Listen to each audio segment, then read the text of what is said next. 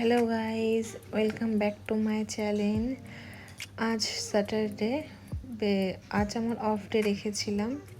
আর বেশ কয়েকদিন ধরে ইচ্ছে ছিল যে একটু শপিং করতে যাব। তো আজকে সাডেনলি এখন বাজে 6:30, তো প্রিন্সকে বললাম যে আমাকে একটু নিয়ে যাবে।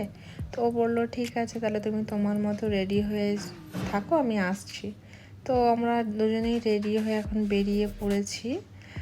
অ্যাকচুয়াল যাব হচ্ছে জুডিওতে। আমি এখনও পর্যন্ত জুডিওতে কখনো ভিজিট করিনি বা জুডিও থেকে শপিং করিনি, তাই খুব ইচ্ছে হয়েছিল যে জুডিওতে যাব, ওর কালেকশান কেমন কি দেখবো, যদি ভালো লাগে তো পারচেস করব। তো সেই মতো আমরা বেরিয়ে পড়েছি।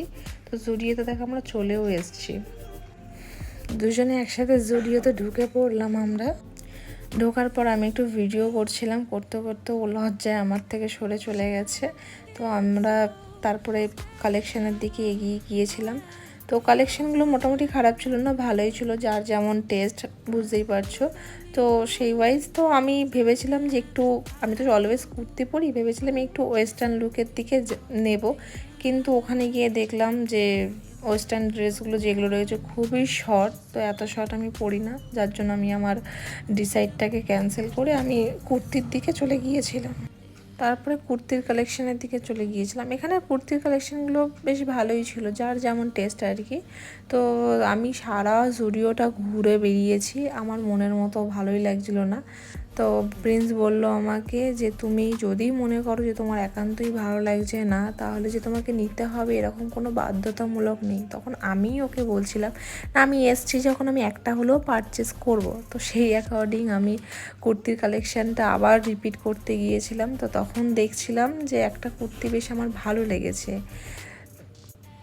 তো প্রিন্সকে বললাম যে আমি কি এটা নেব। তখন ও বললো যে তুমি আগে ট্রায়াল তো নিয়ে নাও, ট্রায়ালে দেখো, তোমাকে যদি মনে হয় যে এটা কালারটা বা ডিজাইনটা তোমাকে ভালো লাগছে বা তুমি নেবে, তখন তুমি পারচেস করো।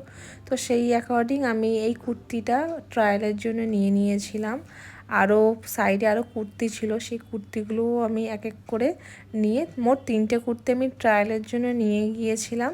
নেওয়ার পর প্রিন্স তখন বলছিল তুমি অনেকক্ষণ ধরে ঘুরছো, যদি তুমি নিলে নাও, না হলে চলো, আমার আর ভালো লাগছে না। তো তাই আমি আবারও তাড়াহুড়ো করে দেখছিলাম। তো এই সাদা প্রিন্টটাও আমার ভালো লেগেছিলো, বাট যেহেতু ওটা সাদা কালার ছিল বলে আমি আর ট্রায়ালের জন্য নেইনি, কেন এখন এমনিই বর্ষাকাল। তারপরে সেকেন্ড আমি কালারের দিকে চলে গিয়েছিলাম। তখন পর প্রিন্স বললো যে এইটা তুমি নিতে পারো, এটা একবার তুমি ট্রায়াল দিয়ে দেখতে পারো, তোমার ভালো লাগলে ভালো লাগতে পারে। তো আমি এটাও নিয়ে নিয়েছিলাম, নিয়ে এখন ট্রায়ালে চলে গিয়েছিলাম। তো ট্রায়ালে যাওয়ার পর দেখলাম যেগুলো নিয়েছি সব ঠিকই আছে। তারপরে ফাইনালি আমরা বিল কাউন্টারে চলে গেছিলাম বিলিংয়ের জন্য। তো দেখতে পাচ্ছ গাইস, এত ভিড়।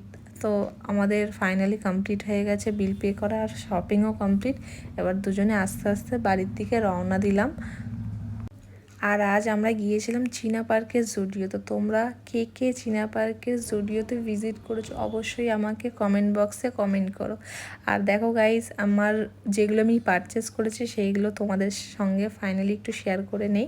তো আমি নিয়েছিলাম এই পিঙ্ক কালারের কুর্তিটা, আমি অবশ্যই যেদিন পরবো তোমাদের আমি ফটো দেখাবো।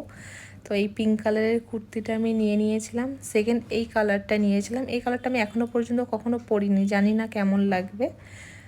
তারপরে নিয়েছিলাম যে প্রিন্টেড জিগজ্যাগ প্রিন্ট ছিল, যে কুর্তিটা দেখিয়েছিলাম, এই প্রিন্টটা নিয়েছিলাম। আর নিয়েছিলাম রিং। আমি যেহেতু নেল এক্সটেনশন করি, তো নেল এক্সটেনশন করার পর নেলে একটু রিং পরালে খুব ভালো লাগে। আর নিয়েছিলাম জুডিও থেকে লিপস্টিক। তো এই 3টে লিপস্টিকের যে কম্বোটা ছিল আমার খুব ভালো লেগেছিল, তাই আমি পারচেস করে নিয়েছি।